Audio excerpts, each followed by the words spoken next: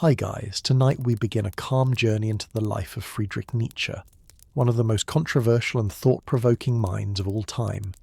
He was the philosopher who shocked the world by declaring that God is dead, and in doing so he forced humanity to confront questions it had long avoided. This is the story of a man who lived on the edge of genius and madness, who wrote in solitude, and whose ideas continue to echo through modern thought. But before we begin, for those who enjoy slow, thoughtful stories about legendary figures, hit like, subscribe and share in the comments which personality or historical figure you'd like me to cover next. And tell me, where are you watching from? I'm always curious to see the different places my viewers are from. Friedrich Wilhelm Nietzsche was born on October 15, 1844, in the small village of Rücken in Saxony, Germany. His father, Karl Ludwig Nietzsche, was a Lutheran pastor, and his mother, Franziska, came from a long line of clergymen. From the very beginning, the shadow of religion was cast over his childhood, shaping both his early devotion and, eventually, his rebellion. When Nietzsche was just 5 years old, tragedy struck. His father died from a brain ailment, and only 6 months later, his younger brother passed away as well. These early experiences with loss carved deep marks into the young boy's mind. His family moved to the nearby town of Naumburg, where he was raised in a household dominated by women, his mother, grandmother, and 2 aunts. It was a strict, pious environment, filled with prayers and the expectations of faith. As a child, Nietzsche displayed unusual intelligence. He loved music, wrote little poems, and even created small plays for his friends. Teachers soon noticed his brilliance, and at the age of 14 he was admitted to the prestigious Schulpforta, a boarding school that trained some of Germany's brightest students. Here, Nietzsche immersed himself in classical languages, mastering Greek and Latin. He devoured works of Homer, Sophocles, and the ancient philosophers, planting the seeds of a lifelong fascination with the pre-Christian world. Schulpforta was demanding, yet it gave Nietzsche the discipline and grounding that would define his later writing style. Concise, sharp, filled with references to ancient culture. He was fascinated by the tragic poets of Greece, who taught him that life was not about easy comforts, but about confronting suffering with courage. At the same time, he discovered music as a source of deep expression, often playing the piano late into the night. After finishing school in 1864, Nietzsche entered the University of Bonn, initially to study theology. It was the expected path for a boy from a family of pastors, but something in him had already begun to change. The lectures left him uninspired, and he soon turned away from theology to focus on philology, the study of ancient texts. Under the guidance of great scholars, he found himself drawn further into the world of antiquity and away from the faith of his childhood. This shift marked the first step on the long road that would eventually lead him to question the very foundation of religion itself. Nietzsche's years as a student were marked by intensity. He read widely, from the pre-Socratic philosophers to modern thinkers like Schopenhauer, whose writings struck him like a revelation. Schopenhauer's dark vision of existence, that life was driven by endless desire and suffering, resonated with Nietzsche's own sense of the world. At the same time, music brought him into contact with new ideas and friendships. His discovery of Richard Wagner's compositions would soon ignite one of the most passionate and later most tragic relationships of his intellectual life. By the time he was only 24, Nietzsche's talent was undeniable. He was offered a professorship at the University of Basel in Switzerland, an extraordinary honour for someone so young. With this, he stepped into the life of a scholar, a writer, and a thinker, beginning a career that would challenge not only the beliefs of his age, but also the stability of his own mind. This is where his true story begins, and where the seeds of his most famous declaration were first planted. When Friedrich Nietzsche arrived in Basel in 1869, he was only 24, yet already carried himself with the seriousness of an old scholar. The offer of a professorship without even completing his doctorate was rare, and it testified to his brilliance as a philologist. His lectures on Greek literature and tragedy quickly earned him admiration, though students also noted his unusual, sometimes restless presence. Basel became a turning point in his life, not only academically but personally. Here he formed close ties with influential figures, most notably the composer Richard Wagner. Nietzsche first encountered Wagner's music during his student years, but meeting the man himself in 1868 was electrifying. Wagner, 30 years older, was already a cultural giant, and his works carried a mythic intensity that seemed to echo the ancient Greek tragedies Nietzsche loved. The two men bonded over shared passions: Greek art, philosophy, and above all the belief that art could redeem a weary modern world. Nietzsche was soon welcomed into Wagner's home, where he became a frequent guest and friend of Wagner's wife Cosima. These visits were filled with music, conversations about philosophy, and the dream of a new cultural renaissance. Nietzsche saw in Wagner not just a composer, but a prophet of artistic renewal, someone who could unite the fractured modern spirit with the power of myth and music. In 1872, Nietzsche published his first major work, The Birth of Tragedy. In it, he introduced the famous concepts of the Apollonian and Dionysian, describing two fundamental forces in Greek art: the Apollonian, representing order, reason, and clarity, and the Dionysian, embodying passion, chaos, and ecstasy. Nietzsche argued that true art was born from the tension between these two forces, and he believed Wagner's operas embodied this synthesis. The book was daring, poetic, and unconventional, unlike the dry academic style expected from a philologist. Reactions were mixed. Some praised his boldness, while others criticized the lack of scholarly rigor. But Nietzsche had made his mark. He was no longer just a professor, but a philosopher with a vision. Behind the admiration, however, strains began to emerge. The academic world in Basel was skeptical of his unconventional methods, and his health, never strong, started to falter. He suffered from migraines, stomach problems, and failing eyesight, which often left him bedridden for days. Despite this, he poured his limited energy into writing, sketching ideas that would later form the backbone of his philosophy. His relationship with Wagner, once so inspiring, also carried seeds of future conflict. While he admired Wagner's genius, Nietzsche began to notice the composer's growing nationalism and religious overtones. Wagner's turn toward Christian themes clashed with Nietzsche's growing skepticism about faith. Still, in these early years, Nietzsche remained captivated, convinced that together they might reshape the cultural destiny of Europe. Yet deep inside, he was already moving toward a path that would separate him from his idol and push him into isolation. These were years of promise and fragility, as Nietzsche stood at the threshold of becoming the thinker who would one day announce the death of God. By the mid-1870s, Nietzsche's health was already in steep decline, and yet his mind seemed more alive than ever. His professorship at Basel, which had begun with such promise, was increasingly overshadowed by physical pain. Headaches that felt like daggers behind his eyes, violent nausea, and long stretches of fatigue kept him from lecturing regularly. Students sometimes saw him pale and trembling, forcing himself to stand before them, determined to teach despite his frailty. These illnesses, however, drove him deeper into reflection. Nietzsche began to withdraw from academic life, realizing that his true calling was not in the classroom but on the written page. During this time, his bond with Wagner started to show cracks. The once passionate admiration gave way to unease. Nietzsche had believed Wagner's music could embody the spirit of Dionysus, the god of ecstatic creation, but the composer's increasing attachment to nationalism and Christianity disturbed him. Wagner's opera Parsifal, which drew heavily on Christian themes, was especially painful for Nietzsche, who saw it as a betrayal of the vision they once shared. The disappointment cut deep, because Wagner had been not only a friend but a symbol of artistic hope.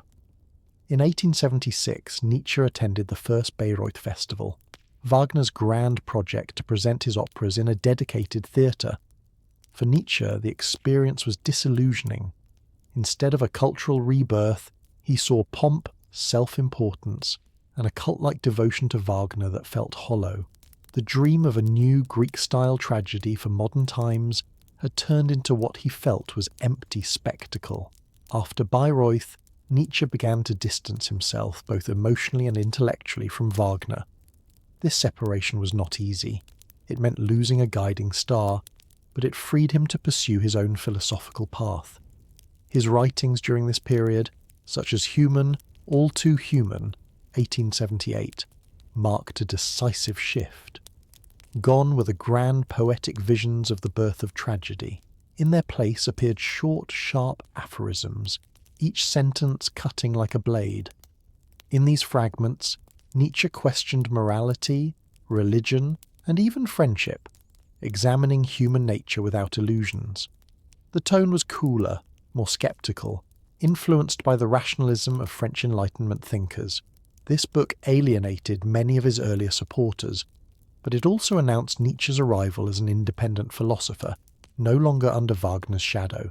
Isolation deepened. His health forced him to resign his professorship in 1879 at just 34. With no steady income, he relied on a small pension and the support of friends, living a wandering life across Switzerland, Italy, and the French Riviera. He carried few possessions, only notebooks, manuscripts, and a relentless drive to write. Each move was motivated by the hope that a new climate would ease his pain. Though he lived in modest pensions and guest houses, he was never idle. Nietzsche walked for hours each day, often in the mountains, composing ideas as he went. His writing style reflected this rhythm. Intense bursts of thought, clear and piercing, like lightning strikes across the page. Out of this solitude, his philosophy began to take the shape that would later astonish the world, a philosophy that questioned the deepest foundations of Western culture. Nietzsche was now stepping away from the comfort of mentors and institutions into a lonely path where his only companions were his thoughts. It was in this solitude that the voice of the thinker who would declare God dead first began to grow strong. After resigning from his post in Basel, Nietzsche's life took on the shape of a restless pilgrimage. He no longer had a permanent home, instead moving from one small pension to another, always seeking climates that might bring relief to his body. The mountains of Switzerland, the warm air of Italy, and the coasts of the Mediterranean became his refuges. He lived with few belongings, often just a suitcase filled with manuscripts, letters, and his ever-present notebooks. In these wandering years, Nietzsche entered what would become the most creative and intense phase of his life.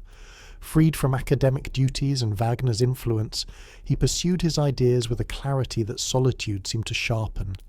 Each day he would walk for hours, letting the rhythm of his steps guide the rhythm of his thoughts.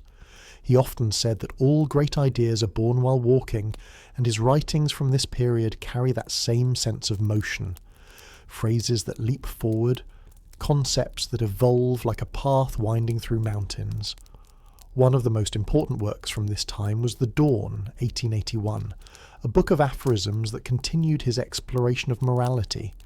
In it, Nietzsche proposed that our moral values were not eternal truths handed down from above, but rather human inventions shaped by culture, history, and power.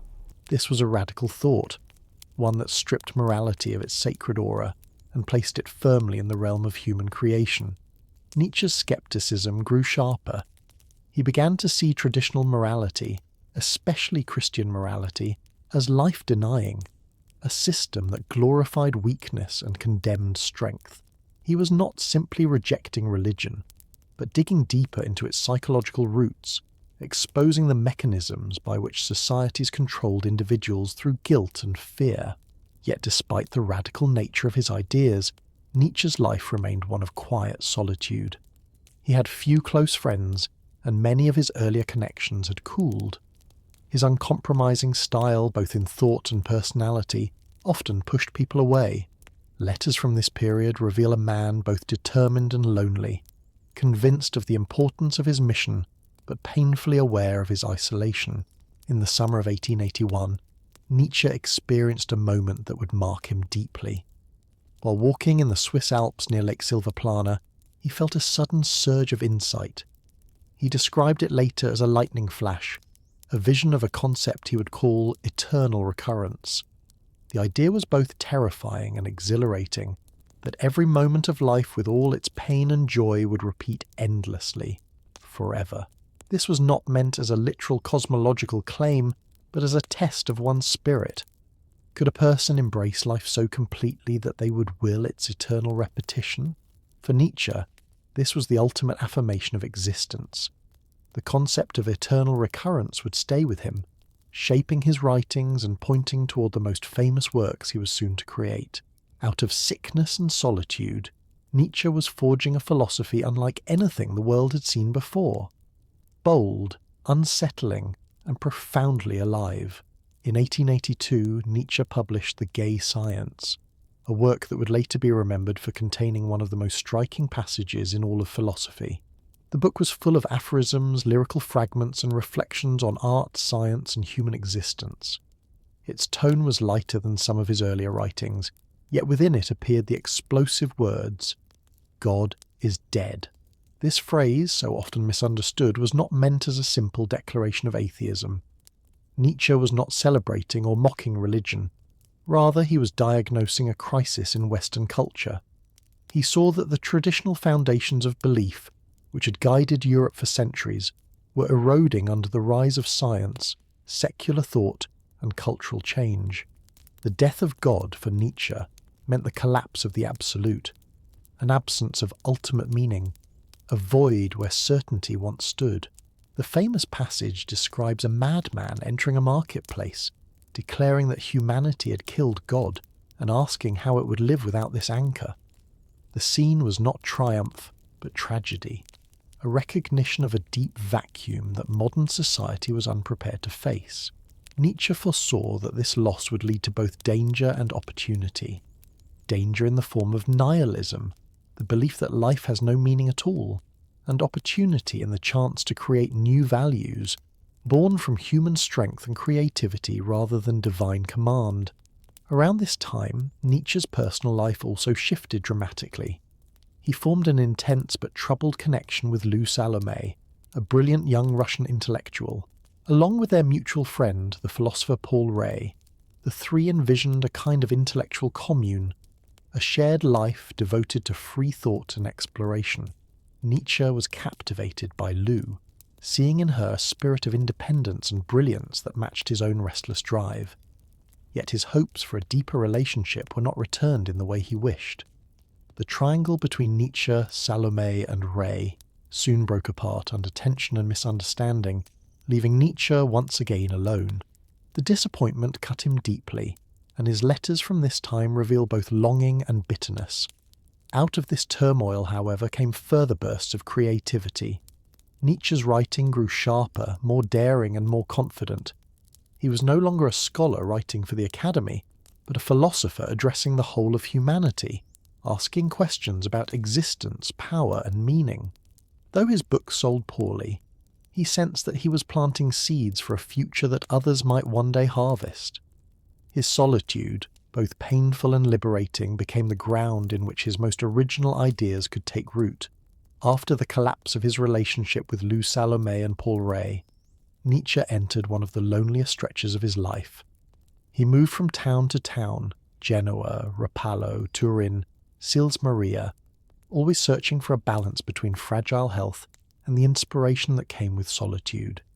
His friendships were few, and most letters he sent during this time carried a sense of distance, as though he were already living in another world, apart from ordinary society. Yet his mind was anything but still.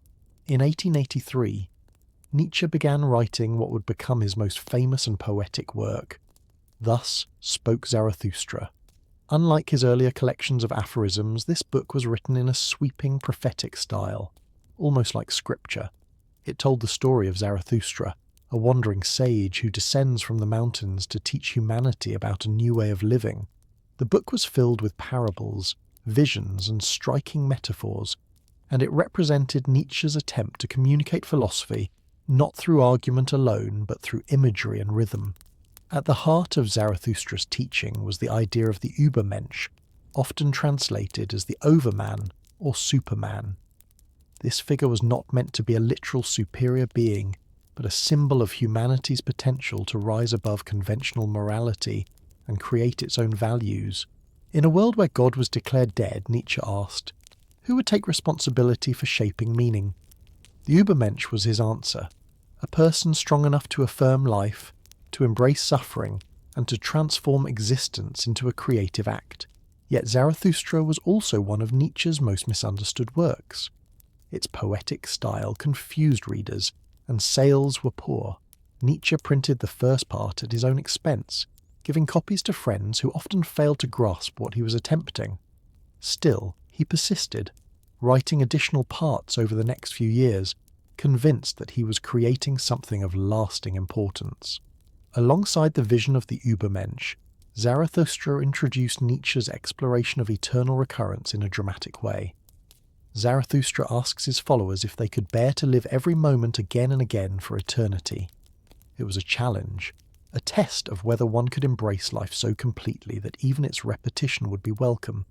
For Nietzsche, this was the highest form of affirmation, to say yes to existence without conditions. These ideas, God's death, the Übermensch, eternal recurrence, were not abstract puzzles for him. They were lived experiences, born from his struggle with illness, solitude, and disappointment. His philosophy was a way of transforming suffering into strength, of turning isolation into vision. While the world around him largely ignored or dismissed his writings, Nietzsche felt himself standing at the edge of a new horizon, speaking words that might only be understood long after his time. By the mid-1880s, Nietzsche had fully embraced the life of a solitary philosopher. His friendships had thinned, his health remained unstable, and his books rarely found readers. Yet in his small rented rooms, he continued to write with a sense of urgency, as if the world's future depended on the words he put down. After Thus Spoke Zarathustra, he produced a series of works that carried his thought further into uncharted territory. In 1886, he released Beyond Good and Evil, a book that confronted the very core of morality. Here, Nietzsche argued that traditional moral systems, both religious and secular, were based on narrow assumptions. He called for a philosophy that moved beyond these categories, recognizing that what is labelled good or evil is often a reflection of power, perspective, and historical circumstance. His aim was not to abolish morality, but to expose its roots and free humanity to create new values. This book, like his others, was largely ignored upon publication. Only a few hundred copies were sold and reviews were scarce. But for Nietzsche, the act of writing itself was a declaration of independence. He no longer sought the approval of institutions or friends. He wrote for a distant audience, perhaps decades or centuries in the future. In the same year, Nietzsche also took the unusual step of revisiting his earlier works. He reissued The Birth of Tragedy with a new preface, now sharply critical of his youthful enthusiasm for Wagner. The break with Wagner had become complete, and Nietzsche no longer concealed his disillusionment. He saw Wagner as a symptom of cultural decay rather than a saviour of art, and this reversal shocked those who had known their earlier closeness. At the same time, Nietzsche began experimenting with new forms of expression. His style grew sharper, filled with irony and aphorisms that could cut in a single sentence. He wrote as if chiselling into stone, each line carrying the weight of both insight and provocation. Walking alone in the mountains, he would jot ideas in small notebooks, later shaping them into manuscripts. One of the most powerful themes that emerged during this time was the will to power. Nietzsche observed that beneath human behaviour, beyond morality or reason, lay a fundamental drive. The will not just to survive, but to expand, to create, to exert influence. This idea was not simply about domination, but about life's inherent urge to grow and transform.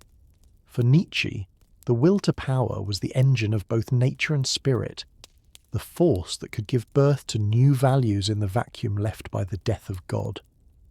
Despite the brilliance of his insights, Nietzsche's isolation deepened.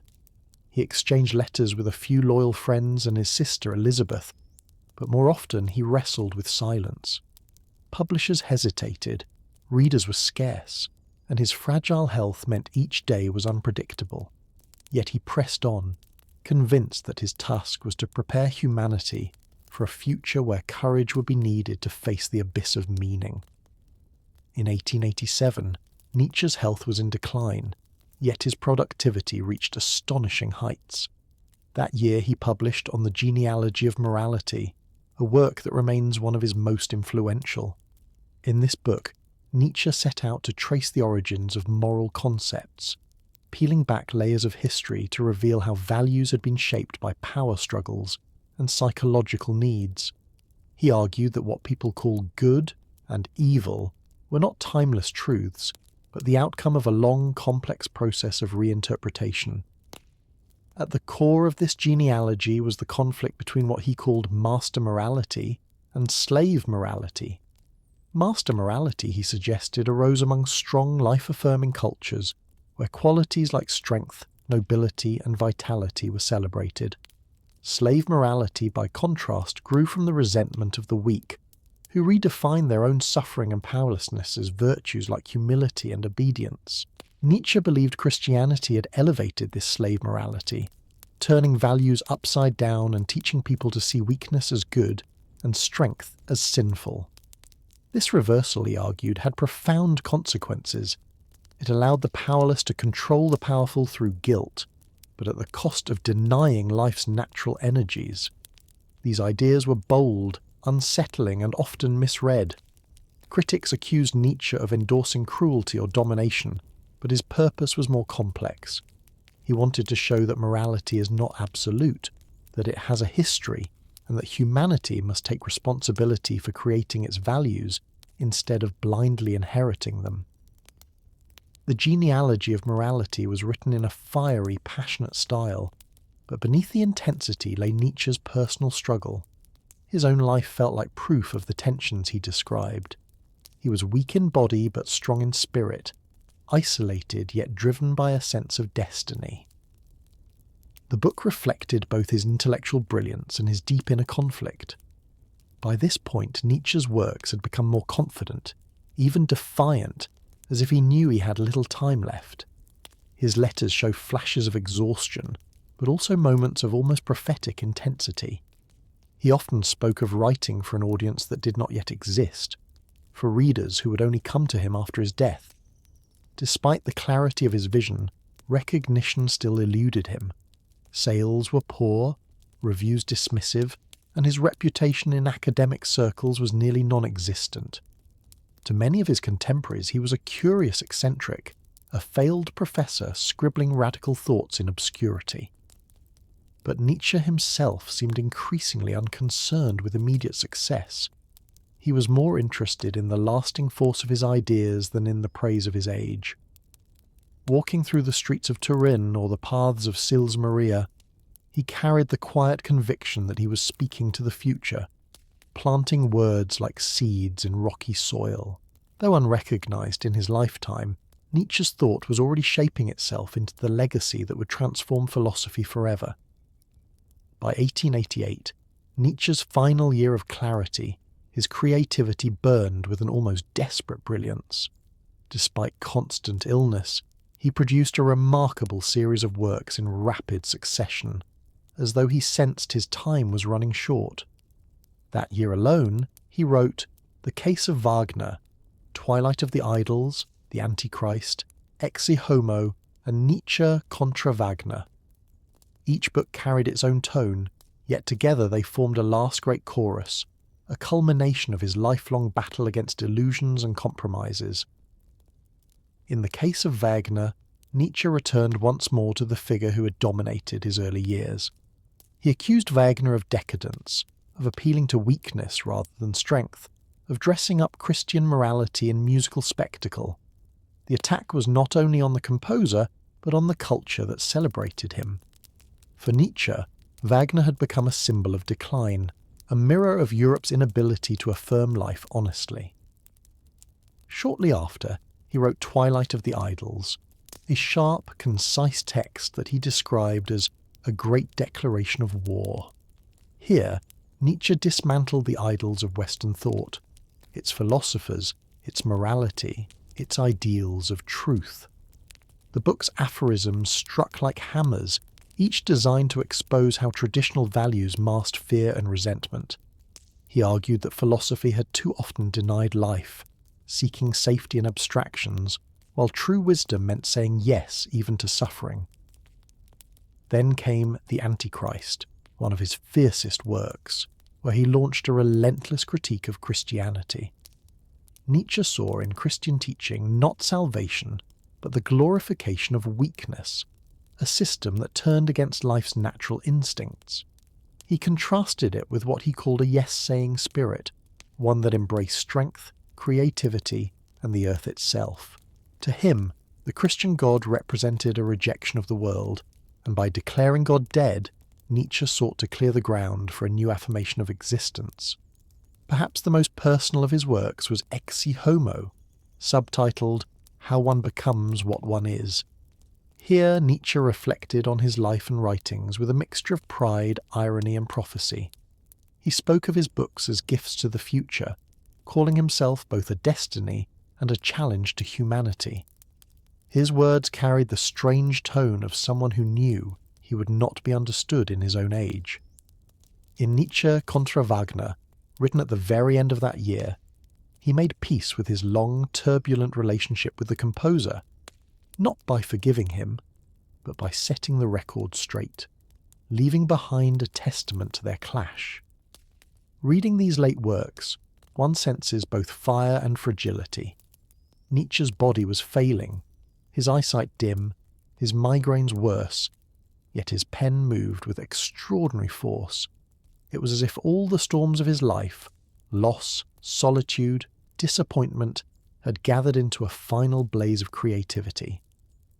What he left behind in 1888 was not just philosophy, but a challenge to confront the emptiness left by God's death, and to build a future that affirmed life in all its suffering and beauty.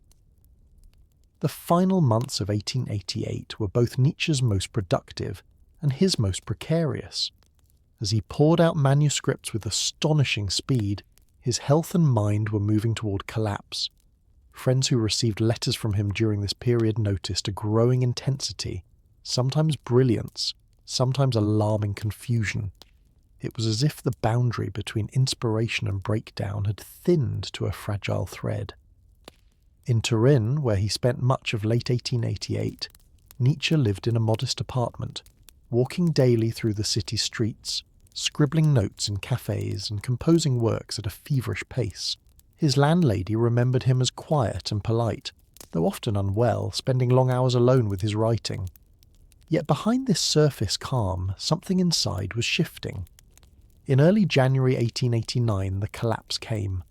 Accounts differ in detail, but the most famous story tells of Nietzsche witnessing a horse being beaten in the Piazza Carlo Alberto.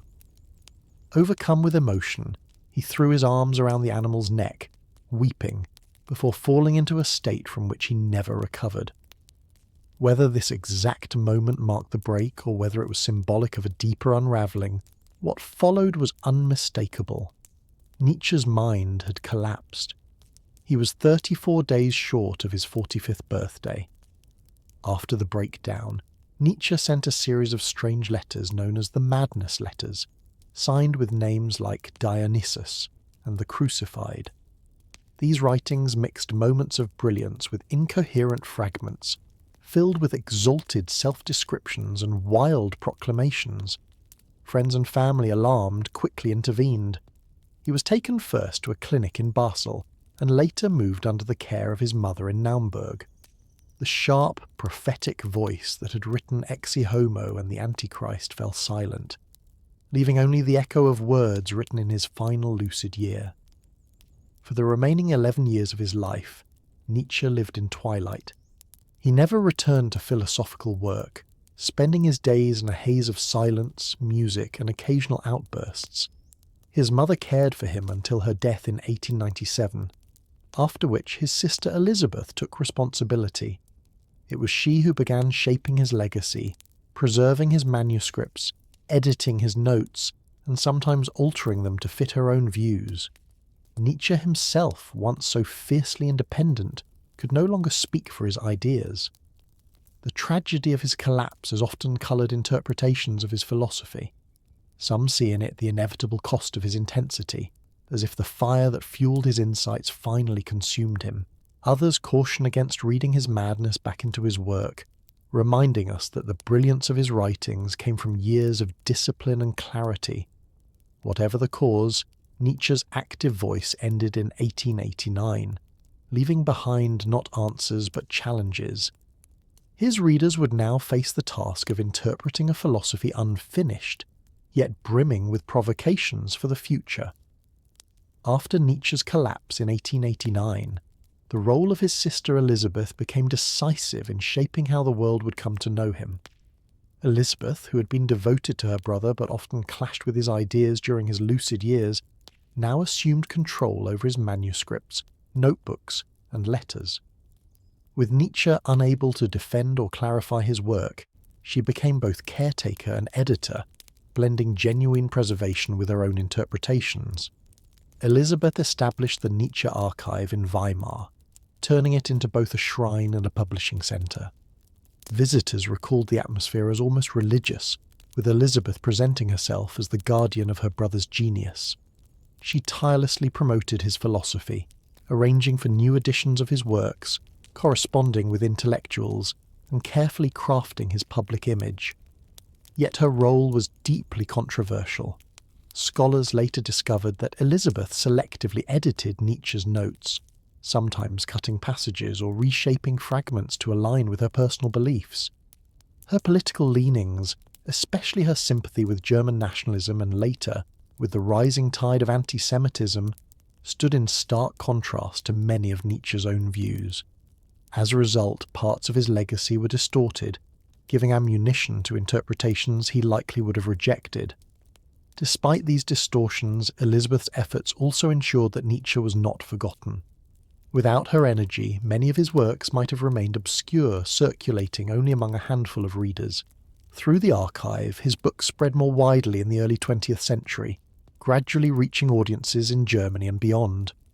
At the same time, Nietzsche's personal condition remained tragic. Confined by illness, he lived in near silence, sometimes sitting in a chair for hours staring into the distance. Visitors described his vacant gaze, his occasional mutterings, and rare flashes of recognition when hearing music. The once restless walker of the Alps, the fiery critic of morality, was now reduced to a shadow of himself. When his mother died in 1897, Elizabeth took him to Weimar, where she continued to present him as a kind of living monument, even as he remained unaware of the world around him. Nietzsche's final years thus became a strange mixture of silence and fame. While he himself could no longer write, his works began to circulate more widely, and debates about his philosophy slowly grew. He lived until August 25th, 1900, when he died at the age of 55.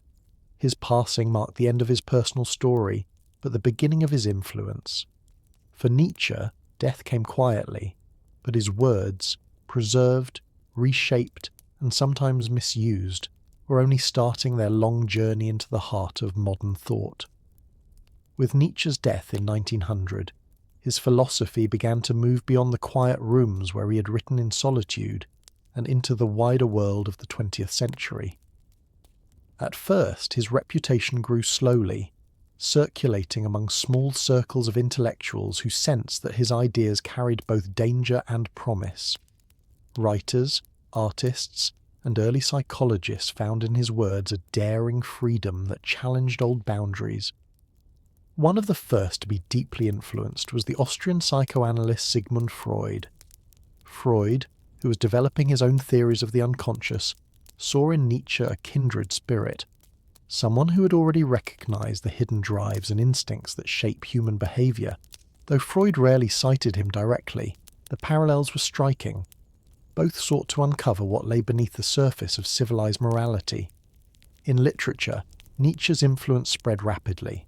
Authors like Thomas Mann, Rainer Maria Rilke, and later Albert Camus drew on his explorations of despair, affirmation, and the struggle for meaning. For these writers, Nietzsche was not simply a philosopher but a poet of existence, someone who gave voice to the tensions of modern life. Artists, too, found inspiration in his vision of creativity as an act of power and self-overcoming. The idea of the individual as a creator of values resonated with modernist movements that sought to break from tradition and invent new forms of expression. At the same time, Nietzsche's philosophy proved dangerously open to misinterpretation. His concepts of the Übermensch and the will to power were often taken out of context, stripped of nuance, and reshaped to serve political ideologies. In the early decades of the century, nationalists and extremists twisted his words into slogans, ignoring his contempt for both herd thinking and authoritarian control. Much of this distortion was fueled by Elizabeth's stewardship of the Nietzsche archive, where she edited texts and encouraged readings that aligned with her own sympathies. As a result, Nietzsche's name was sometimes linked to causes he would have despised. Yet even amid misuses, the core of his thought continued to inspire genuine philosophical debate. Scholars began to recognize that Nietzsche's real contribution lay not in offering ready-made answers, but in forcing humanity to face uncomfortable questions. What happens when the old certainties of religion and morality collapse? Can humans find the strength to create meaning in a universe without guarantees? These questions resonated powerfully as the 20th century unfolded, a century marked by upheaval, war, and rapid change. Nietzsche's words, written in solitude and often ignored in his lifetime, had begun their journey into the heart of modern culture, provocative, unsettling, and alive with the challenge to live without illusions. As the 20th century opened, Nietzsche's reputation continued to spread, often in directions far from his original intent. In Europe's artistic and intellectual circles, his work became a touchstone for those who felt alienated by tradition and eager to invent new forms of life. Modernist movements in art and literature embraced his call to break idols and affirm creativity. Expressionist painters drew inspiration from his bold imagery, while poets echoed the cadence of his aphorisms. To many, Nietzsche appeared less as a systematic thinker and more as a prophet of modernity, a voice announcing that the old order was collapsing. At the same time, his philosophy entered the political sphere in ways that troubled later generations. Some nationalists misused his language about strength and the Übermensch, stripping away context and turning complex ideas into slogans. This tendency grew especially strong in Germany, where his sister Elizabeth worked to present Nietzsche as a thinker, aligned with conservative and nationalist causes. She invited political leaders to the Nietzsche archive, framing her brother's legacy to suit her vision. The truth, however, was far more complicated. Nietzsche had despised nationalism, distrusted the state, and rejected anti-Semitism. His writings repeatedly criticized herd instincts and authoritarian power. Yet because of Elizabeth's editing and the selective quoting of his words, a distorted image of Nietzsche began to circulate, a thinker who seemed to support ideas he had in fact opposed. Despite these distortions, genuine philosophers also found in Nietzsche a rich source of inspiration. Martin Heidegger, for example, took Nietzsche seriously as the last great metaphysician, exploring his thought on being, will, and truth. Others, like Karl Jaspers, emphasized Nietzsche's role as an existential pioneer, someone who had confronted the abyss of meaning with honesty. In France, Nietzsche's influence was especially strong among writers and thinkers who later shaped existentialism. Jean-Paul Sartre and Albert Camus found in him the courage to confront a world without God, though they developed his insights in their own directions. To Camus, Nietzsche's affirmation of life in the face of despair resonated deeply with his own philosophy of the absurd. By the 1920s and 1930s, Nietzsche had become both a cultural icon and a contested figure. To some, he was a liberator of thought. To others, a dangerous radical. This dual image reflected the very nature of his philosophy, which resisted easy classification. His writings were not systems to be followed, but provocations to be wrestled with. In this sense, Nietzsche's legacy mirrored his life, solitary, misunderstood, yet filled with a restless energy that refused to be confined. His challenge to humanity, to live without illusions and to create meaning in a godless world, remained as urgent as ever, even as the century plunged toward its darkest trials. The approach of the First World War marked a new phase in the reception of Nietzsche's philosophy. In Germany, his words were quoted widely, sometimes earnestly, sometimes carelessly. Soldiers carried copies of Thus Spoke Zarathustra in their packs, reading its fiery aphorisms as a source of courage and endurance. For many, Nietzsche's language of struggle, strength, and overcoming seemed to speak directly to the chaos of battle. Yet this was a simplification, for Nietzsche had never glorified war as an end in itself. His focus was on inner transformation, not blind conflict. Nevertheless, his writings were pulled into the machinery of propaganda, and his name became associated with the will to power in a militaristic sense. In truth, Nietzsche had warned against herd instincts and nationalism, yet the fog of war rarely allowed for subtle interpretation. Outside of Germany, Nietzsche's ideas also spread, though often in more nuanced ways. Intellectuals in France, Britain, and Russia debated his critiques of morality and religion. Writers like André Gide and D.H. Lawrence admired his fearless style, seeing in him a challenge to the complacency of modern culture. Russian thinkers, including Dostoevsky readers, wrestled with his vision of nihilism, comparing it to their own experiences of cultural upheaval. Meanwhile, the Nietzsche archive under Elizabeth's leadership continued to promote a carefully managed image of her brother. She presented him as a national hero, emphasizing aspects of his philosophy that seemed to align with German pride while downplaying his sharp critiques of nationalism and anti-Semitism. Visitors to the archive often left with a one-sided view, unaware of how much editing and framing had shaped what they were shown. After the war, Nietzsche's influence did not fade. Instead, it deepened. The devastation of Europe left many searching for meaning, and Nietzsche's diagnosis of the death of God seemed eerily prophetic. His warnings about nihilism, the sense of emptiness when old values collapse, echoed in a world where millions had died and faith in progress was shaken. For some, Nietzsche offered a path forward, the call to create new values, to affirm life even after catastrophe. For others, he represented danger, a thinker who had undermined traditional morality and left nothing firm in its place. This ambiguity kept his philosophy alive in debate. By the early 1920s, Nietzsche was no longer a marginal figure but a central voice in discussions about culture, politics, and philosophy. His words were both feared and admired, shaping modern thought in ways he could never have foreseen. Though often misinterpreted, the restless energy of his writings continued to challenge each new generation, refusing to let them rest in comfortable certainties. The interwar years brought Nietzsche's philosophy into even sharper focus, though often through the haze of distortion. In the 1920s, intellectuals in Europe and America began reading him with fresh urgency. The collapse of old empires, the rise of new ideologies, and the uncertainty of the modern world all seem to echo his warnings about the death of God and the threat of nihilism. Artists, writers, and philosophers found in his works a voice that spoke to the unsettled spirit of the age.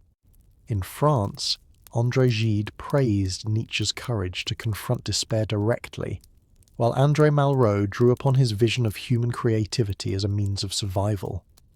In Britain, figures like George Bernard Shaw interpreted the concept of the Übermensch in their own ways, blending it with social critique and satire. In the United States, Nietzsche's works began to reach university classrooms, where young students encountered his daring ideas for the first time. At the same time, troubling misreadings grew more common. Elisabeth Förster Nietzsche, still directing the archive in Weimar, openly courted nationalist movements, presenting her brother as a thinker whose philosophy supported strength, order, and hierarchy. She welcomed political figures who were eager to claim Nietzsche as a prophet of their cause, ignoring his hostility toward mass politics and his rejection of authoritarian power. This manipulation laid the groundwork for one of the darkest chapters in his posthumous reception. Yet alongside these distortions, serious scholars also began to study Nietzsche with care. German philosophers like Karl Jaspers emphasized the existential depth of his thought, while Ernst Bertram portrayed him as a poetic and mythic figure. In Italy, Benedetto Croce debated his legacy, while in Russia, émigré thinkers engaged with his vision of nihilism against the backdrop of revolutionary upheaval. Nietzsche's philosophy became a mirror in which different cultures saw their own anxieties and hopes reflected. The 1920s also witnessed the translation of more of his works into English and French, opening them to wider audiences. His aphoristic style, once puzzling, now seemed perfectly suited to an age that doubted systematic philosophies. Readers felt that Nietzsche spoke directly to them, not with heavy arguments but with flashes of insight, like lightning in a dark sky. As the decade ended and Europe slid toward new crises, Nietzsche's warnings about the collapse of values seemed all the more prophetic. He had written for a future audience, and that future appeared to be arriving. The restless energy of his words continued to unsettle, inspire, and provoke, refusing to be contained by any single interpretation. As the 1930s unfolded, Nietzsche's legacy became more entangled with the rise of political extremism in Europe. In Germany, his sister Elizabeth worked tirelessly to align her brother's name with the growing nationalist movement. She invited key figures of the new regime to the Nietzsche archive, presenting Nietzsche as a prophet of strength, discipline, and cultural renewal. Photographs from the period even show political leaders visiting the archive, standing before busts of the philosopher as if paying homage. Yet this appropriation was built on distortion. Nietzsche had loathed nationalism, despised anti-Semitism, and warned against the dangers of mass movements. His celebration of individual strength and creativity was never meant to be twisted into slogans for authoritarian control. Nevertheless, in the charged atmosphere of the 1930s, such subtleties were ignored. The concept of the Übermensch was reinterpreted in biological and racial terms, stripped of its symbolic meaning as a call for self-overcoming. Passages from his works were quoted selectively, while others that contradicted the narrative were quietly omitted. Outside Germany, many intellectuals recognized this misuse. Philosophers, writers, and émigrés who had fled authoritarian regimes spoke out, warning that Nietzsche's philosophy was being weaponized against his own intent. In France, figures like Georges Bataille and Jean Val emphasized the existential and artistic dimensions of Nietzsche's thought, presenting him as a liberator rather than a nationalist. In Britain and America, scholars began publishing studies to correct misconceptions, showing that Nietzsche's true concerns lay with culture, morality, and the individual spirit, not with politics of domination. Despite these efforts, the damage to Nietzsche's reputation was significant. For decades afterward, his name carried the shadow of its misappropriation during this dark era. Yet even in distortion, his ideas proved powerful. They revealed their capacity to unsettle, to be reinterpreted, to resist being locked into a single meaning. This openness was part of what made Nietzsche both dangerous and vital. His words demanded interpretation, and interpretation could be both creative and destructive. Meanwhile, beyond politics, Nietzsche's influence quietly grew in literature and psychology. Writers like Thomas Mann reflected on his insights into modern despair, while Carl Jung explored parallels between Nietzsche's archetypal imagery and the depths of the unconscious. Nietzsche's ideas were seeping into multiple disciplines, shaping modern thought in ways even his most fervent admirers might not have predicted. As Europe moved toward war, Nietzsche's voice echoed like a prophecy, sometimes twisted, sometimes redeemed, but never silent. The outbreak of the Second World War once again cast Nietzsche's legacy into the storm of history. In Germany, his words continued to be cited by those in power, though always in selective and distorted form. Official propaganda highlighted his language of strength and will, while silencing his denunciations of nationalism and anti-Semitism. The Nietzsche archive, still directed by Elizabeth until her death in 1935, had already paved the way for this appropriation, shaping an image of her brother that was convenient for political purposes but unfaithful to his true spirit. During the war, soldiers once again carried copies of Thus Spoke Zarathustra, treating it as a kind of scripture of endurance. Yet few readers engaged with the deeper message of eternal recurrence, the challenge to embrace life fully even with its suffering. Instead, Nietzsche was invoked as a cultural emblem, a name attached to ideals of power that bore little resemblance to his nuanced philosophy. Outside Germany, the response was very different. Intellectuals in Allied countries debated Nietzsche's place in modern thought, often struggling to separate his authentic ideas from the uses to which they had been put. Some condemned him outright, assuming he had inspired the ideology of his homeland. Others, more careful, pointed out that Nietzsche's writings contained fierce criticisms of herd mentality, state worship, and any form of collective tyranny. In occupied France, Nietzsche remained a figure of fascination. Writers and resistance thinkers engaged with his philosophy as a resource for grappling with despair. The challenge to create meaning without reliance on divine authority resonated deeply in a world torn by violence. For some, Nietzsche's words provided a strange kind of strength, not in the sense of conquest, but in the courage to face an uncertain future. After 1945, when the horrors of the war were revealed, Nietzsche's name stood under suspicion. Many asked whether his philosophy had paved the way for destruction, or whether it had been betrayed by those who misused it. This debate would dominate the mid-20th century, as scholars sought to rescue Nietzsche from the shadow cast by politics. Yet one thing was certain. His writings, whether misunderstood or embraced, had become central to the intellectual landscape of modernity. The very fact that his philosophy could not be ignored testified to its enduring power. Even in the darkest years of war, Nietzsche's voice continued to provoke, unsettle, and invite reflection, demanding that humanity face not only external battles, but also the deeper struggle within the human spirit. In the aftermath of the Second World War, Nietzsche's legacy faced a difficult period of reassessment. Many blamed him for ideas that had been twisted to justify violence, while others argued passionately that his true philosophy stood against the very forces that had misused his name. Scholars pored over his writings, determined to distinguish the authentic Nietzsche from the caricature created by propaganda and his sister's editorial hand. The work of rehabilitation began slowly but steadily. In Germany, philosophers such as Karl Jaspers emphasized that Nietzsche was not a prophet of tyranny, but a thinker of freedom and existential depth. Jaspers highlighted how Nietzsche's warnings about nihilism, about the collapse of traditional values, were more relevant than ever in a post-war world where millions struggled to rebuild meaning after devastation. In France, Nietzsche's influence surged. Existentialists like Jean-Paul Sartre and Albert Camus found in him a precursor to their own struggles with absurdity, freedom, and responsibility.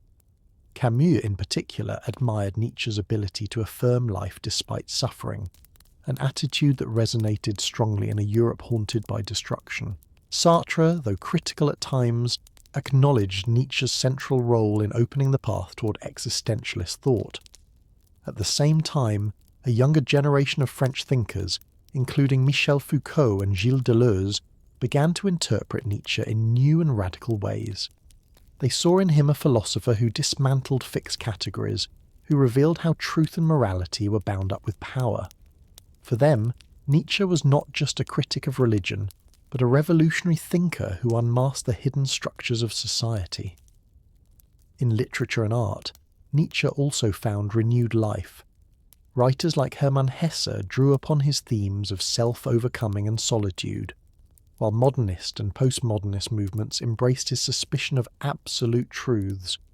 Painters, poets, and dramatists treated his aphorisms as sparks for new forms of creativity, carrying his influence far beyond philosophy into the wider fabric of culture. In America, Nietzsche began to be read more widely in universities during the 1950s. Translations improved, and his challenging style attracted students who were weary of rigid traditions. For many, Nietzsche's insistence that individuals must create their own values seemed to fit the spirit of a rapidly changing society. Though his reputation remained controversial, the post-war decades marked the beginning of Nietzsche's full integration into modern thought. He was no longer a marginal figure but a central one, his voice echoing across philosophy, literature, psychology, and the arts. Out of the ruins of war, Nietzsche's challenge lived on, to face a godless world without despair, and to create meaning through the courage of affirmation. By the 1950s and 1960s, Nietzsche's reputation had undergone a remarkable transformation. No longer dismissed as a dangerous eccentric, he was now regarded as one of the most important figures shaping modern thought. His writings, once ignored or distorted, began to reach a global audience in carefully edited translations, sparking debates in philosophy departments, literary circles, and even the emerging fields of psychology and cultural studies. In France, Nietzsche became a central influence on what would later be called post-structuralism. Thinkers like Michel Foucault, Jacques Derrida, and Gilles Deleuze drew inspiration from his suspicion of universal truths and his critique of power. They saw Nietzsche as the philosopher who dismantled illusions, who revealed how knowledge and morality were bound up with human interests and structures of domination. For these thinkers, Nietzsche was less a guide to answers than a tool for questioning everything. In Germany, scholars worked to free Nietzsche's image from the misuses of the previous decades. Philosophers emphasized his break with nationalism, his contempt for anti-Semitism, and his devotion to individual creativity. The publication of more accurate editions of his writings helped clarify what he had truly said, correcting distortions introduced by the Nietzsche archive under Elizabeth. At the same time, artists and writers continued to embrace Nietzsche as a patron saint of creativity and rebellion. Beat poets in America, inspired by his challenge to tradition, wove his words into their explorations of freedom. Playwrights and novelists echoed his themes of alienation, struggle, and the search for meaning in a godless world. Musicians, too, found in his aphorisms a raw energy that resonated with the spirit of cultural change. In psychology, Nietzsche's influence deepened. While Freud had been cautious in citing him, later figures like Carl Jung openly engaged with Nietzsche's imagery and archetypes. Jung even staged dialogues with Zarathustra in his private writings, seeing Nietzsche's prophetic voice as both inspiration and warning. Others in the field of psychotherapy took Nietzsche's insights into resentment, guilt, and self-overcoming as valuable tools for understanding the human psyche. By the 1960s, Nietzsche had become a philosopher of the counterculture as well as the academy. His rejection of conformity, his call for self-creation, and his suspicion of authority appealed to a generation questioning inherited traditions. Though still controversial, Nietzsche was now unavoidable, a thinker whose words reached from classrooms to coffeehouses, from university presses to underground art scenes. His challenge remained the same. In a world without God, would humanity collapse into despair or rise to create new forms of life? The 1970s and 1980s brought Nietzsche's thought into even broader conversations, extending far beyond philosophy departments. In literature, theatre, and cultural criticism, his ideas became touchstones for exploring identity, freedom, and the collapse of traditional structures. The age of postmodernism embraced Nietzsche as one of its prophets, a thinker who had predicted the breakdown of grand narratives and the rise of plural perspectives.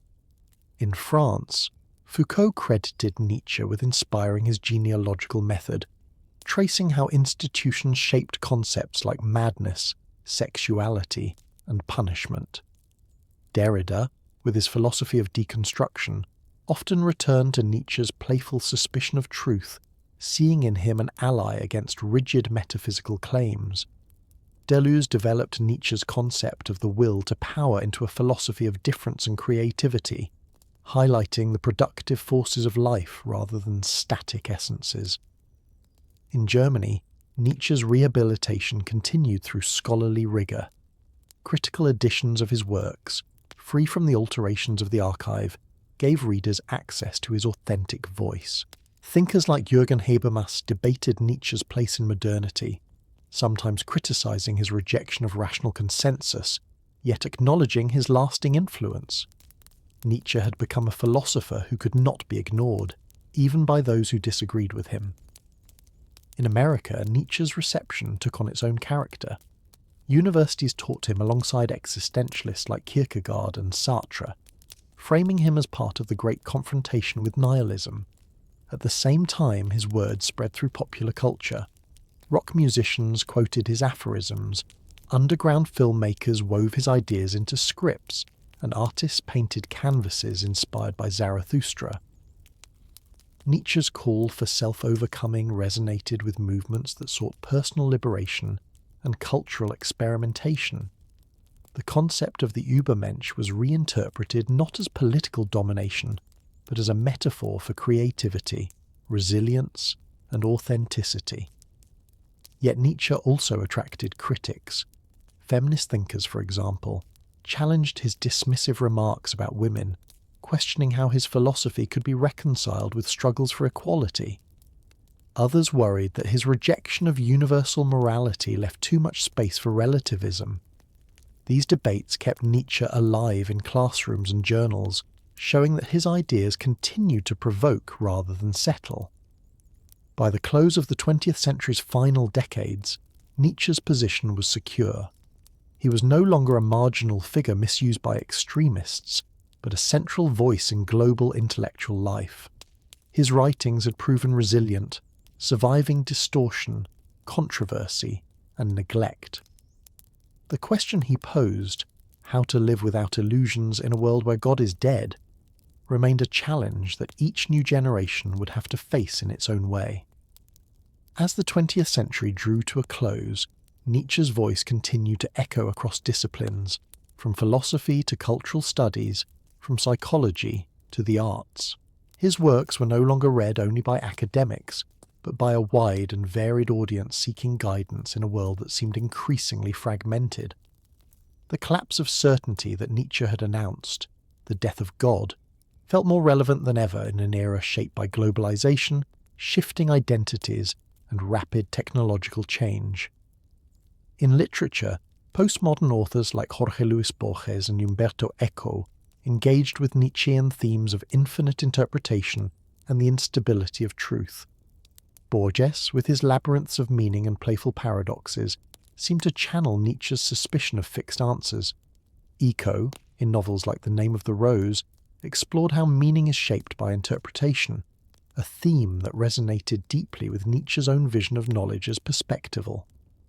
In psychology, Nietzsche's influence persisted. Existential therapists drew upon his challenge to create meaning in a meaningless world, encouraging patients to embrace responsibility for their own values. Rollo May and Viktor Frankl, though differing in approach, both acknowledged Nietzsche's insight that those who have a why can bear almost any how. His words became not only philosophical but therapeutic, offering strength in the face of suffering. In the realm of political thought, Nietzsche remained controversial. Some admired his rejection of conformity and his emphasis on individual creativity, while others worried that his philosophy could be twisted into elitism or disregard for justice. The debates reflected the openness of his writings, which resisted closure and demanded interpretation. Meanwhile, Nietzsche's aphorisms gained popularity in popular culture. Quoted in films, music, and even advertising, his sharp phrases carried a provocative edge that caught the public imagination. Though sometimes stripped of context, they revealed the strange fate of his style. Brief, powerful sentences designed to pierce through illusion were now circulating in a mass culture he could never have anticipated. Academically, the late 20th century saw an explosion of Nietzsche scholarship. Universities hosted conferences dedicated to his work, and entire journals emerged to study his thought. Scholars debated his views on truth, language, power, and art, often disagreeing but always recognizing his central importance. By the 1990s, Nietzsche had become one of the most cited philosophers in the world. What had once been ignored writings from a solitary wanderer now stood at the heart of global intellectual life. And yet, despite all the interpretations, Nietzsche remained elusive. His thought could not be reduced to any single school or ideology.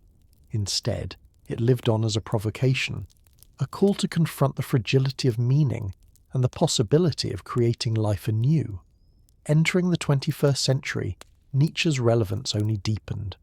The challenges he had described, nihilism, the collapse of traditional values, the struggle to create meaning, seemed to mirror the anxieties of a globalized and digital age.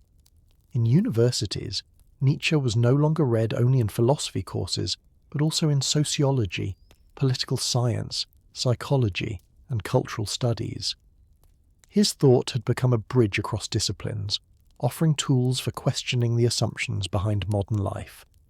In philosophy, Nietzsche's influence remained profound. Post-structuralist and postmodern thinkers had already embraced him, but newer generations approached him with fresh eyes. Scholars explored his ideas in the context of bioethics, environmental philosophy and technology. The concept of the will to power, once read narrowly as domination, was reinterpreted as a broader principle of growth, creativity, and resilience. His notion of perspectivism, truth as something always shaped by viewpoint, resonated strongly in an era of pluralism and debate.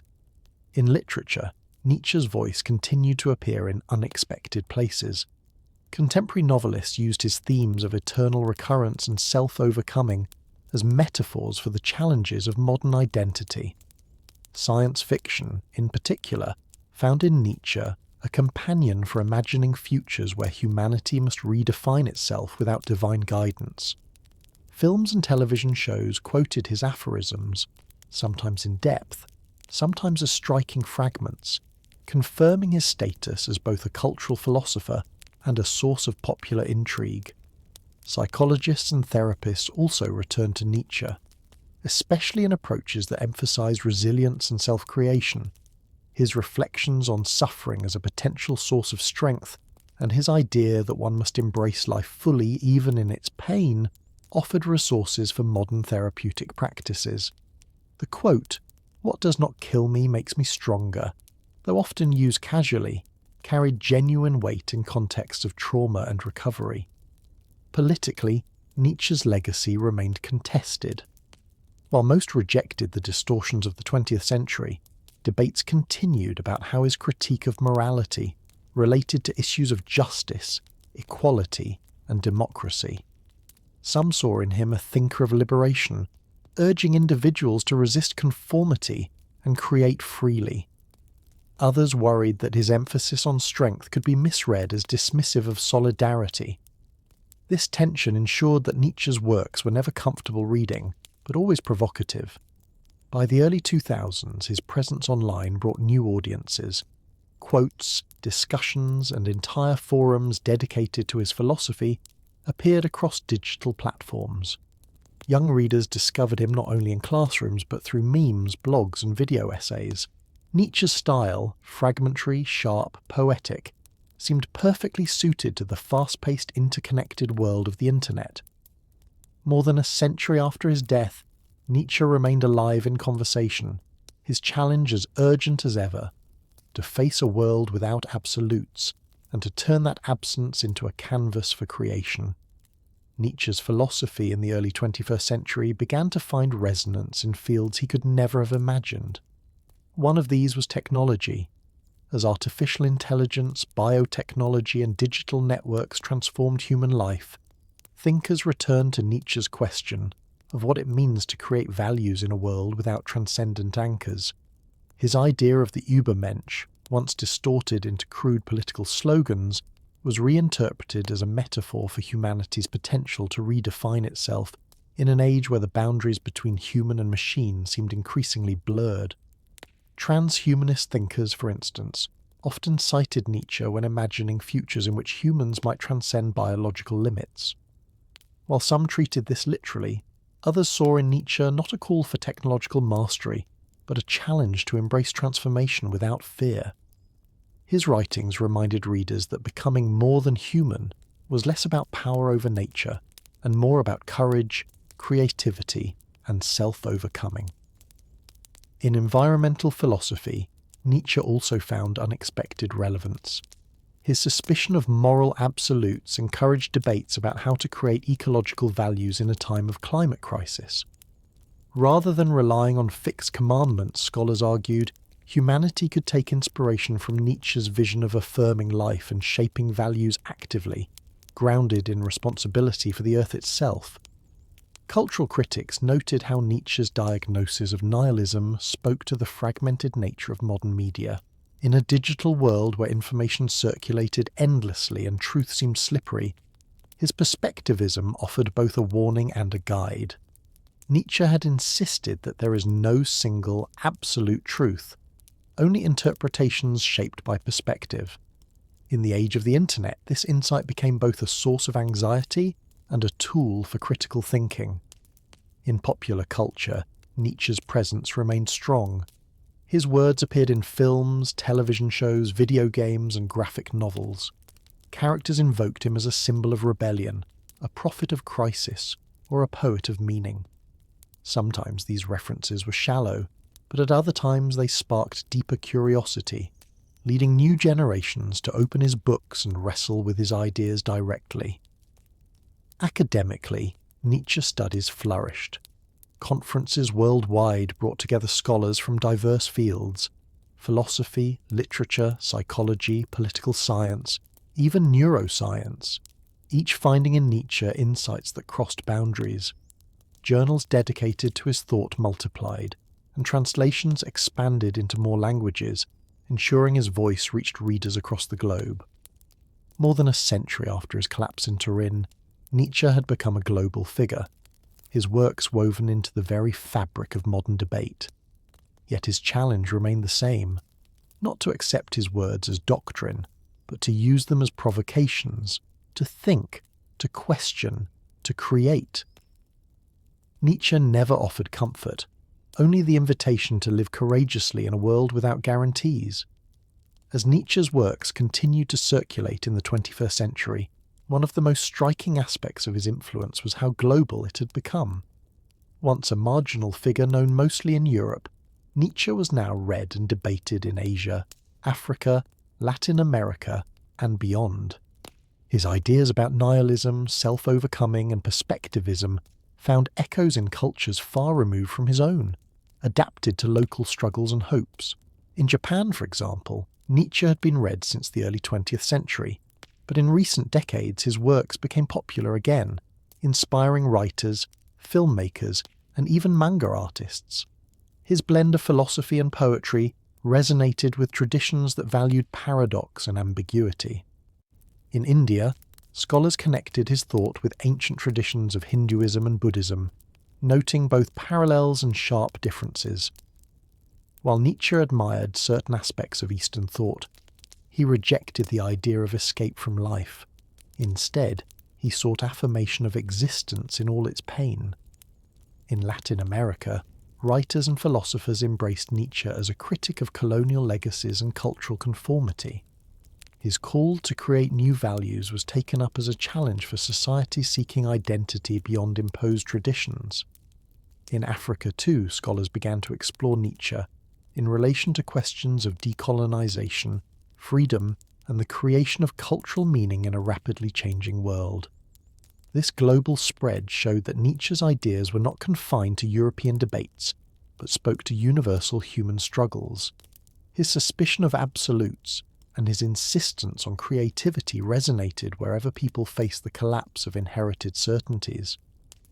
Yet global reception also revealed new criticisms. Feminist and post-colonial thinkers questioned Nietzsche's blind spots, his dismissive remarks about women, and his Eurocentric assumptions. They argued that while his critique of morality was powerful, it needed to be read critically, with awareness of what he overlooked. These debates did not diminish his relevance. Instead, they kept his thought alive, forcing readers to wrestle with its limits as well as its insights. In popular culture, Nietzsche's aphorisms continued to appear everywhere, from rock lyrics to video game narratives. His words about becoming who you are, about the courage to face despair, carried an emotional charge that reached far beyond academic philosophy. Even when quoted casually, they carried echoes of the deeper challenge he posed. By the mid-2000s, Nietzsche had become a truly global thinker, one whose voice was woven into countless conversations across continents. And yet, his philosophy remained what it had always been. Not a doctrine to be followed, but a provocation, a set of challenges left for humanity to face. More than a century after his death, Nietzsche was still asking the same unsettling question. How will you create meaning in a world without certainties? One reason Nietzsche continues to speak so powerfully to modern audiences is the personal dimension of his philosophy. Unlike systematic thinkers who built grand structures of logic, Nietzsche wrote from the perspective of a human being wrestling with illness, solitude, disappointment, and flashes of joy. His style, aphorisms, parables, sudden insights, reflected a life lived at the edge of endurance. Readers sense not only abstract arguments, but the voice of a man struggling to turn suffering into strength. This honesty has made Nietzsche's work deeply relatable across generations. His idea that suffering is not something to be eliminated but embraced as part of life resonates strongly in a world where pain, loss, and uncertainty are unavoidable. He suggested that greatness is not measured by comfort, but by the ability to affirm existence even in its hardest moments. The concept of eternal recurrence embodies this challenge. Could one live in such a way that one would welcome living the same life over again, forever? It was a radical test of affirmation, and for many, it remains a haunting question about how deeply one can say yes to life. Nietzsche's suspicion of truth as an absolute also proved strangely modern. In an age flooded with information, debates, and competing narratives, his perspectivism offered both a warning and a possibility. He showed that truth is never neutral, but always shaped by perspective, by power, by life itself. For some, this insight seemed to undermine stability. For others, it opened the door to creativity, allowing multiple voices to shape meaning together. Another reason for his enduring relevance lies in his poetic style. Nietzsche's writing often reads like literature, filled with imagery that stirs imagination as much as reason. Thus, Spoke Zarathustra in particular blends philosophy with myth, parable, and song, making it a work that continues to inspire not only scholars, but also writers, artists, and musicians. The prophetic tone of Zarathustra's voice, half sermon, half poem, remains one of the most unusual and compelling in Western thought. Yet Nietzsche never wanted disciples. Again and again, he warned against following him blindly. His philosophy was not a new system of dogma, but an invitation to think differently, to create rather than to obey. This resistance to being turned into doctrine is part of why his work remains alive. Each reader must confront him personally, must decide how to interpret his challenges. More than a century after his death, Nietzsche still feels contemporary because his voice refuses closure. He's not a thinker who solves problems for us, but one who demands that we face them ourselves, with courage, with creativity, and with honesty. Nietzsche's challenge has often been summed up in his declaration that God is dead. Yet the full weight of this statement is often misunderstood. He was not celebrating atheism or mocking religion in a simple sense. Instead, he was observing that the old foundations of meaning in Western culture were collapsing. Science, secularism, and modernity had eroded faith in traditional authority, leaving a void where once stood certainty. For Nietzsche, the death of God meant that humanity now faced a frightening freedom, the need to create values on its own, without appeal to eternal truths. This realization was not cause for triumph, but for deep concern. Without new values, Nietzsche warned, society would fall into nihilism, the sense that life has no meaning at all. He saw this danger everywhere, in the growing skepticism of his age, in the weakening of cultural life, in the retreat into comfort and conformity. Yet he did not stop at diagnosis. Nietzsche also pointed toward the possibility of renewal. He believed that human beings could rise to the challenge by becoming creators of value, shaping meaning from within life itself. The figure of the Übermensch was his symbol for this possibility. Not a literal superhuman, but an image of a person who embraced existence fully, who turned suffering into strength, and who affirmed life without illusions. Alongside this vision came the concept of eternal recurrence, which he described as the greatest test of one's spirit. Could you live in such a way that you would welcome reliving your life, every moment of it, again and again for eternity? To say yes to this challenge was, for Nietzsche, the highest form of affirmation, a love of life so deep that even pain and failure were embraced.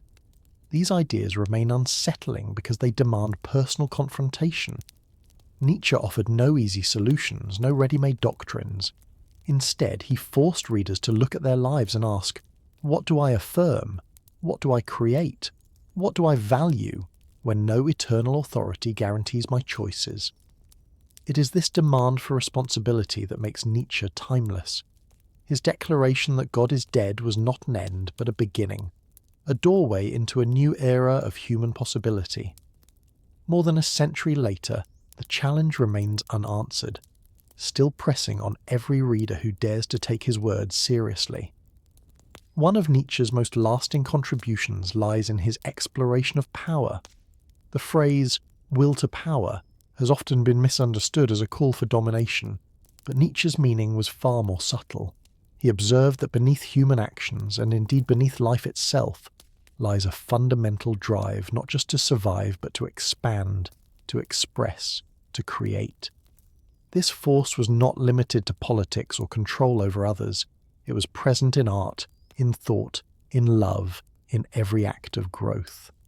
For Nietzsche, the will to power was the energy of life itself, the dynamic movement that turned weakness into strength and suffering into creativity. He saw morality, religion and philosophy as expressions of this force, shaped by human needs and conflicts.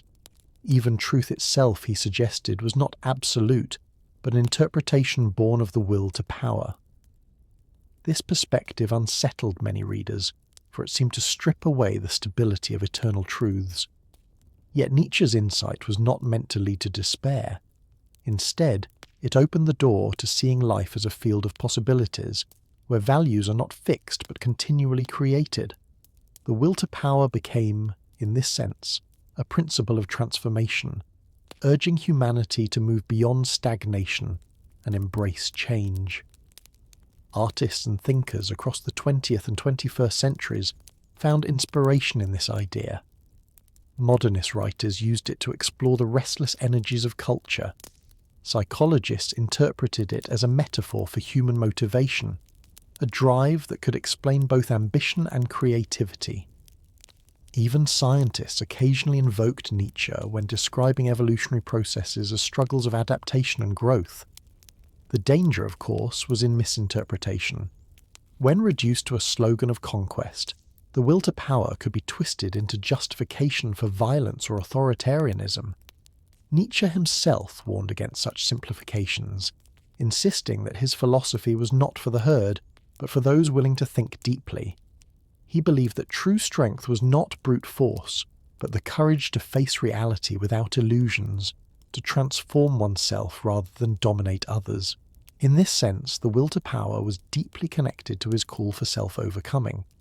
To live fully, Nietzsche urged, was to continually surpass one's limitations, to become more than what one was yesterday. It was a vision of life as constant creation, a restless unfolding without final answers. This understanding of power remains one of Nietzsche's most challenging gifts. To see life not as a fixed order, but as an open horizon of becoming. Another central thread in Nietzsche's thought is his critique of morality. He insisted that what people call good and evil are not eternal categories but historical constructions, shaped by human struggles and emotions. And on the genealogy of morality, he traced how values evolved through conflict between different forces. Master morality, born in cultures of strength, praised vitality, courage, and nobility. Slave morality, by contrast, emerged from resentment, redefining weakness as virtue and condemning strength as evil. Christianity, in Nietzsche's view, represented the triumph of slave morality, elevating humility, obedience and suffering as the highest ideals. Nietzsche's critique was not simply a rejection of religion, but a deeper analysis of how morality can become a tool of control.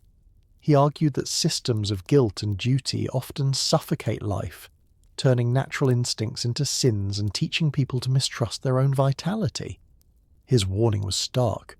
When morality is treated as absolute, it can become a prison, locking individuals into patterns of self-denial. Yet Nietzsche was not advocating chaos or cruelty. He believed that humanity could move beyond inherited moralities to create new values rooted in affirmation of life. This process would not be easy, for it demanded courage to question what had long been considered sacred. But he saw it as essential for avoiding the paralysis of nihilism.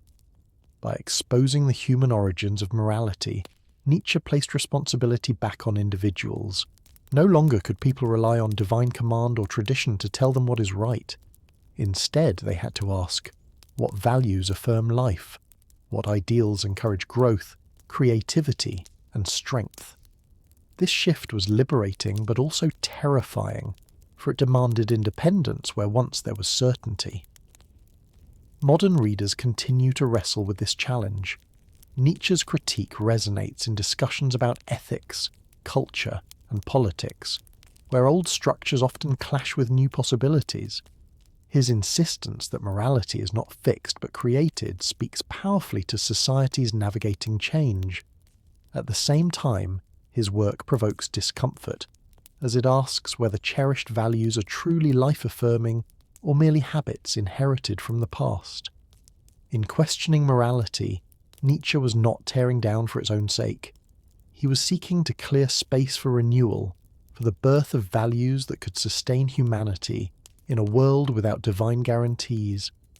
His vision remains unsettling, but also profoundly hopeful, that life, once stripped of illusions, can be affirmed with greater honesty and strength. Beyond his critiques of religion and morality, Nietzsche also left behind a rich philosophy of art and aesthetics. From his earliest work, The Birth of Tragedy, he believed that art was not a mere decoration of life, but one of its deepest necessities. For Nietzsche, art was the highest expression of the human spirit, a way of confronting suffering and chaos without retreating into denial. He saw in Greek tragedy the perfect example, a fusion of the Apollonian, the principle of order and clarity, with the Dionysian, the force of passion, music, and ecstasy. This balance allowed ancient culture to face the terrors of existence and still affirm life. Nietzsche longed for modern culture to recover that power. Throughout his life, he returned to the theme of music, especially in his early admiration for Wagner. Though disillusioned later, he never abandoned the belief that music carried a unique capacity to embody the Dionysian spirit. Even in prose, his own style reflected this conviction. Rhythmic, poetic, often closer to song than to argument. For him, philosophy itself became an art form, a creative act rather than a dry system. In his later works, Nietzsche expanded this vision. He argued that life itself should be approached as a work of art. Just as an artist shapes raw material into beauty, so too could individuals shape their lives into something worth affirming. This required imagination, courage, and a willingness to embrace imperfection, for true art was born not from control alone, but from the interplay of chaos and form. This aesthetic vision has inspired countless artists, writers, and musicians. Modernist poets admired his fusion of philosophy and poetry. Painters drew upon his images of creation and destruction. Composers found in his language a challenge to push beyond tradition and discover new sounds. In the 20th and 21st centuries, his idea that life itself could be an artistic project resonated with movements seeking authenticity and creativity in everyday existence. Yet Nietzsche also warned against art as mere escape. He criticized those who use beauty to flee from reality, insisting instead that true art confronted suffering directly. In this way, his philosophy of art was inseparable from his broader call to affirm life. To create, for Nietzsche, was to embrace the world as it is and still transform it into something worth living. More than a century later, his vision endures. Art is not luxury, but necessity, and to live creatively is to meet existence with both honesty and imagination. More than a century after Nietzsche's death, his legacy remains one of the most complex in philosophy. He is at once celebrated as a liberator of thought and criticised as a dangerous provocateur. His words have been used to inspire creativity, resilience, and freedom, but also twisted into justifications for violence and oppression. This tension reflects the very nature of his writing: fragmentary, poetic, deliberately unsettling. Nietzsche did not want followers. He wanted readers who would wrestle with his challenges and create their own paths. His central insights continue to echo.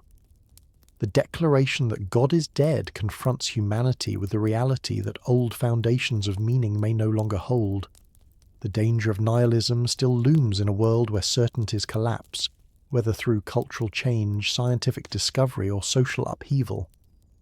Yet Nietzsche's answer was not despair, but affirmation. The courage to say yes to life in all its suffering and beauty. His concepts of the Übermensch, eternal recurrence, and will to power remain provocative symbols of human potential, urging us to embrace creativity and transformation.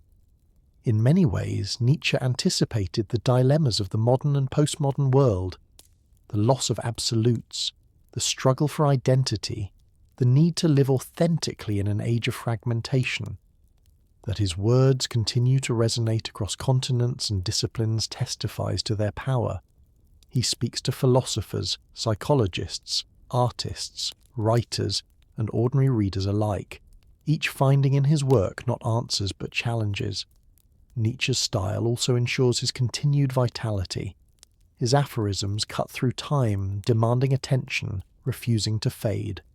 Lines like, "What does not kill me makes me stronger," or "He who has a why to live can bear almost any how," live on in classrooms, therapy rooms, and popular culture. Even when stripped of context, they carry the pulse of his thought, the insistence that life, however painful, can be affirmed. Today, Nietzsche belongs not to any ideology or nation, but to the world. His philosophy cannot be reduced to doctrine because it resists closure. Each generation must interpret him anew, must take up his questions and face the abyss he described. This is perhaps his greatest gift. He left behind not a system, but a provocation, a set of words that continue to ignite thought and imagination. In the end, Nietzsche's life itself mirrors his philosophy. He was a man who suffered, who walked alone, who often felt misunderstood, yet who transformed his solitude into works that would outlast him. His legacy is a reminder that out of struggle can come vision, and out of silence can come a voice that speaks to centuries.